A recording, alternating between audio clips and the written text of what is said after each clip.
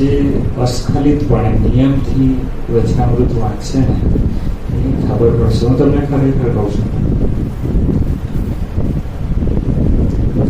ઘણા બધા વચનામૃત એવા છે કે આપણને સમજણ જ પડે.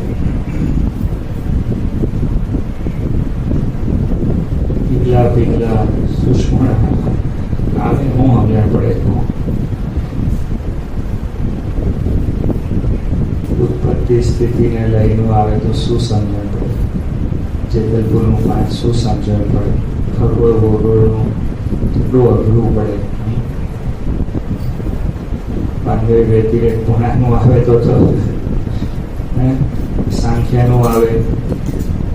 એ બધા વચનામૃતો સ્વામીજી આપણને સમજણ પડે નહીં, પણ તો પરબ્રહ્મની વાણી છે.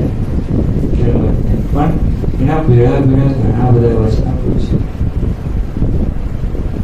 ભગવાન જ્યારે નિશ્ચયની વાત કરીને ત્યારે શું વાત કરે છે? તો નિશ્ચયની વાત કરે. તમે જોજો જેટલા વચનામૃતમાં નિશ્ચયની મહારાજે વાત કરી છે, નિષ્ઠાની જે વાત કરી છે ને, એ વચનામૃતમાં મહારાજ શું વાત કરે છે કે આ વાત કર્યા વગર રહેવાતી નથી. પછી એક પ્રશ્ન એવો થાય છે કે કરીએ ને કોકને આડવું પડે. વાત શું કરી? તો જ્યાં વાત કરી છે ને, મધ્યના 13માં કરી, 18માં કરી, જ્યાં એ વાત કરી ત્યાં આ વાત લાવે મહારાજ કે કોકને વાત કરીએ, સમજાવવા શું જોઈએ, સમજે શું. અને પછી મહારાજ તો શું બોલે છે કે એનું જે અંગ હોય અને એ વાત કરવા છે એ અંગ બી તૂટી જાય તો સમૂળ ગળે. મહારાજ વાત